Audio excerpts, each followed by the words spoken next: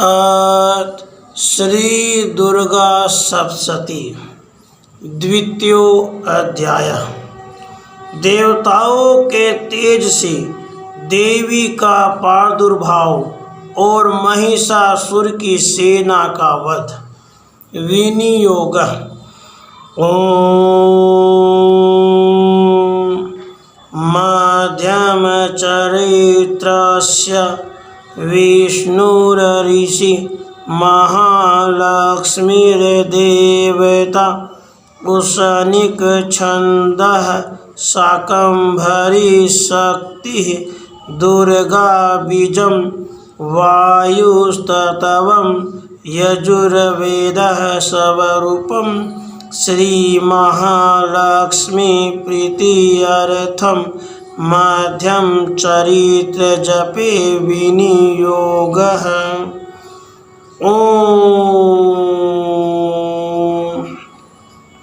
मध्यम चरित्र के विष्णु ऋषि महालक्ष्मी देवता उष्णिक छंद शाकंभरी शक्ति दुर्गा बीज वायु तत्व और यजुर्वेद स्वरूप है।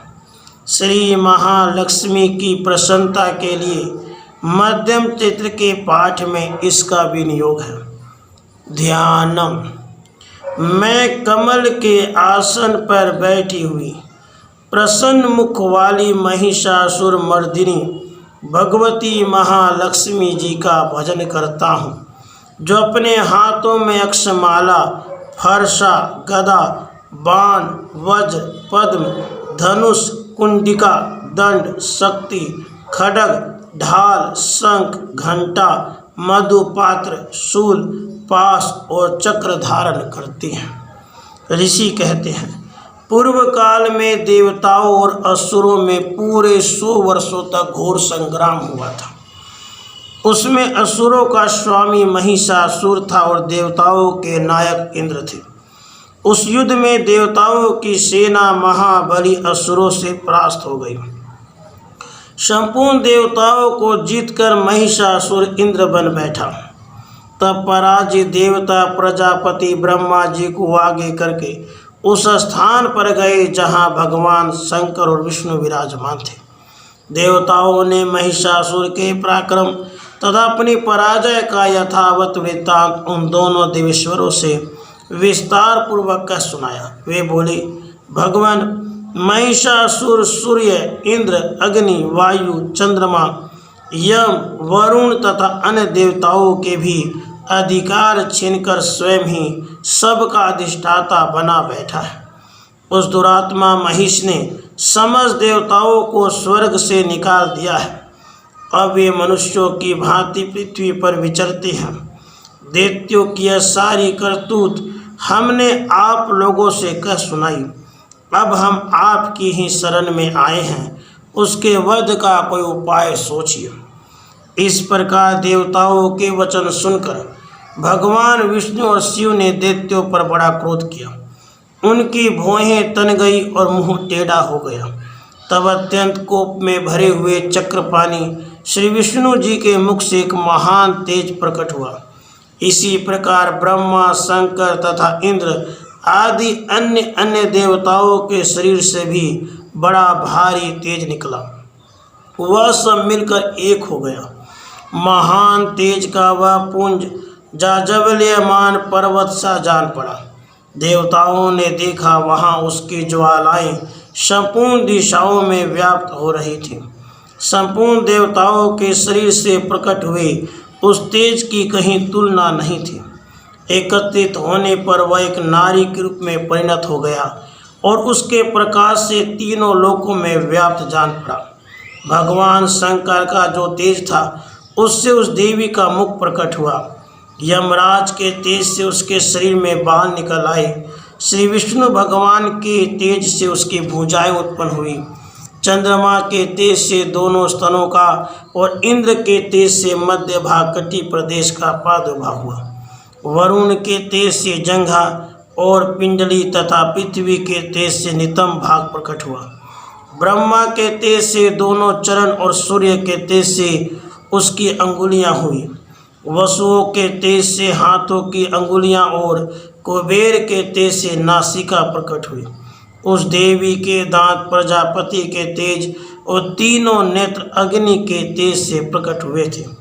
उसकी भौहें संध्या के और कान वायु के तेज से उत्पन्न हुए थे। इसी प्रकार अन्य अन्य देवताओं के तेज से उस कल्याणमयी देवी का आविर्भाव हुआ। उसके बाद समस्त देवताओं के तेजपुंज से प्रकट हुई देवी को देखकर महिषासुर के सताए हुए देवता बहुत प्रसन्न हुए। पिनाकधारी भगवान शंकर ने अपने शूल से एक शूल निकालकर उन्हें दिया। फिर भगवान विष्णु ने भी अपने चक्र से चक्र उत्पन्न करके भगवती को अर्पण किया। वरुण ने भी शंख भेंट किया। अग्नि ने उन्हें शक्ति दी। वायु ने धनुष तथा बाण से भरे हुए 2 तरकस प्रदान किए। सहस्र नेत्रों वाले देवराज इंद्र ने अपने वज्र से वज्र उत्पन्न करके दिया और ऐरावत हाथी से उतारकर एक घंटा भी प्रदान किया। यमराज ने काल दंड से दंड, वरुण ने पास, प्रजापति ने सप्तिकाक्ष की माला और ब्रह्मा जी ने कमंडलू प्रदान किया। सूर्य ने देवी के समस्त रोमकूपों में अपनी किरणों का तेज भर दिया। काल ने उन्हें चमकती हुई ढाल और तलवार दी। क्षीर समुद्र ने उज्ज्वल हार तथा कभी जीर्ण न होने वाले 2 दिव्य वस्त्र भेंट किए। साथ ही उन्होंने दिव्य चूड़ामणि, 2 कुंडल, कड़े, उज्ज्वल अर्धचंद्र, सब बाहुओं के लिए केयूर, दोनों चरणों के लिए निर्मल निपुर, गले की सुंदर हंसली और सब अंगुलियों में पहनने के लिए रत्नों की बनी अंगूठियाँ भी दी। विश्वकर्मा ने उन्हें अत्यंत निर्मल फरसा भेंट किया। साथ ही अनेक प्रकार के अस्त्र और अभेद्य कवच दिए। इनके सिवा मस्तक और वक्षस्थल पर धारण करने के लिए कभी न कुमलाने वाले कमलों की मालाएं दी। जल्दी ने उन्हें सुंदर कमल का फूल भेंट किया। हिमालय ने सवारी के लिए सिंह और भांति भांति के रत्न समर्पित किए। धनाध्यक्ष कुबेर ने मधु से भरा पान पात्र दिया तथा संपूर्ण नागों के राजा शेष ने, जो इस पृथ्वी को धारण करते हैं, उन्हें बहुमूल्य मणियों से भूषित नागहार भेंट दिया।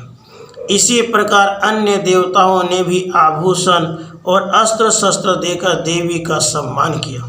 उसके बाद उन्होंने बारंबार अट्टहास पूर्वक उच्च स्वर से गर्जना की। उनके भयंकर नाद से संपूर्ण आकाश गूंज उठा। देवी का वह अत्यंत उच्च स्वर से किया हुआ सिंहनाद कहीं समा न सका। आकाश उसके सामने लघु प्रतीत होने लगा। उससे बड़े जोर की प्रतिध्वनि हुई, जिससे संपूर्ण विश्व में हलचल मच गई और समुद्र कांप उठे। पृथ्वी डोलने लगी, समस्त पर्वत हिलने लगे।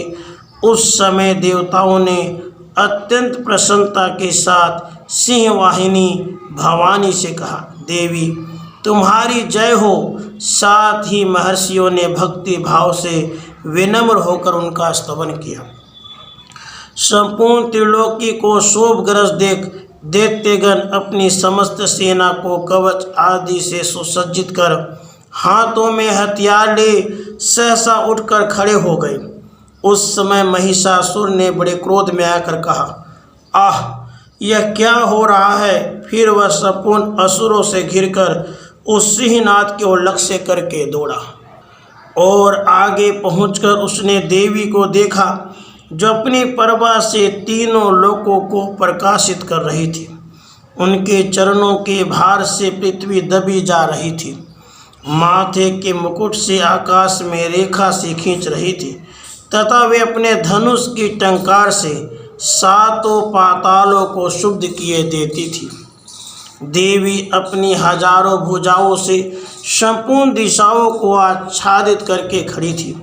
उसके बाद उनके साथ दैत्यों का युद्ध छिड़ गया। नाना प्रकार के अस्त्र शस्त्रों के प्रहार से संपूर्ण दिशाएं उद्भासित होने लगी। चिक्षुर नामक महान असुर महिषासुर का सेना नायक था। वह देवी के साथ युद्ध करने लगा। अन्य दैत्यों की चतुरंगनी सेना साथ लेकर चामर भी लड़ने लगा। 60,000 रथियों के साथ आकर उदग्र नामक महादैत्य ने लोहा लिया। 1 करोड़ रथियों को साथ लेकर महाहनु नामक दैत्य युद्ध करने लगा, जिसके रोए तलवार के समान तीखे थे। वह 80 लोमा नामक महादैत्य 5 करोड़ रथी सैनिकों सहित युद्ध में आ डटा। 60 लाख रथियों से घिरा हुआ बास्कल नामक दैत्य भी उस युद्ध भूमि में लड़ने लगा। परिवारित नामक राक्षस हाथी सवार और घुड़सवारों के अनेक दलों तथा 1 करोड़ रथियों की सेना लेकर युद्ध करने लगा। बिडाल नामक दैत्य 5 अरब रथियों से घिर कर लोहा लेने लगा। इनके अतिरिक्त और भी हजारों महादैत्य रथ, हाथी और घोड़ों के सेना साथ लेकर वहां देवी के साथ युद्ध करने लगे।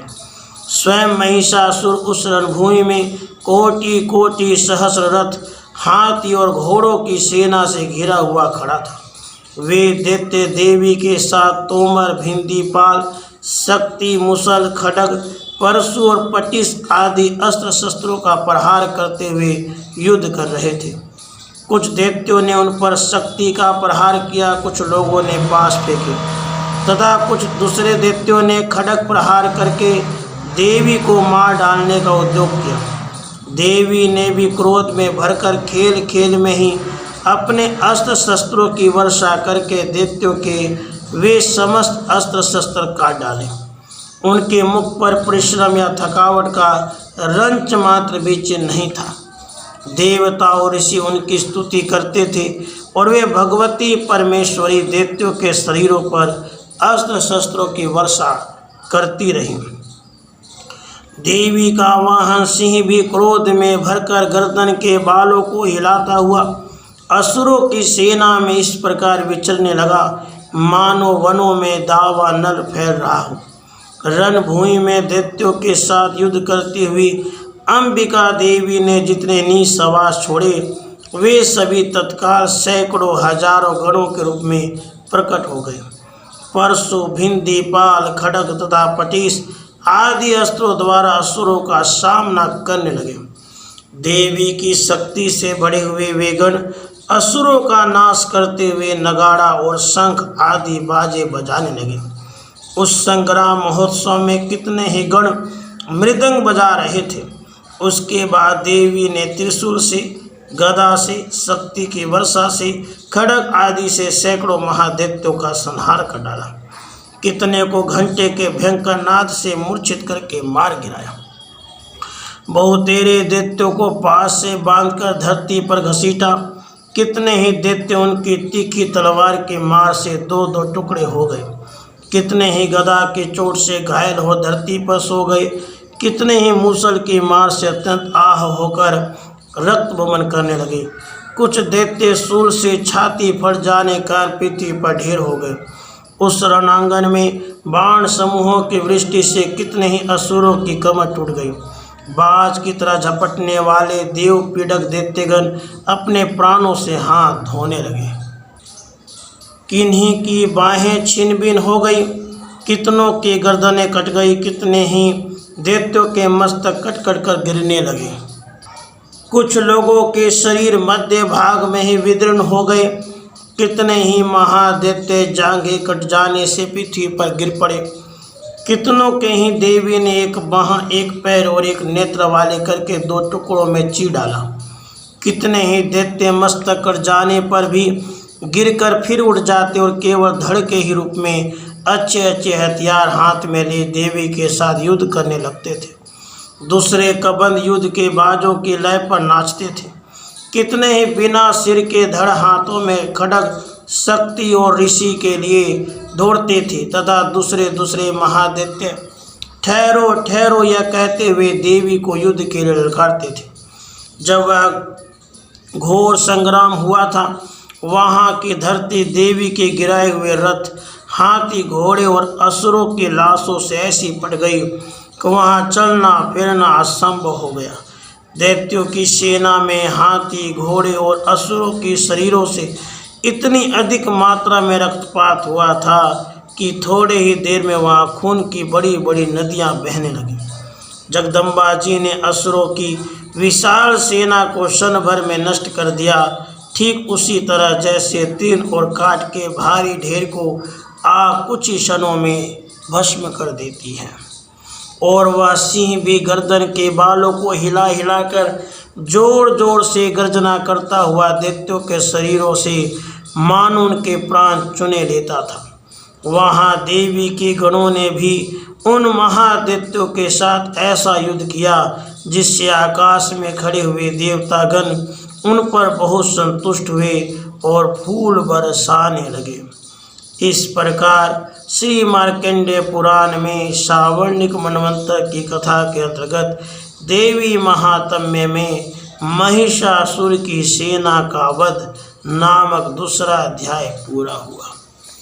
राधे कृष्ण राधे।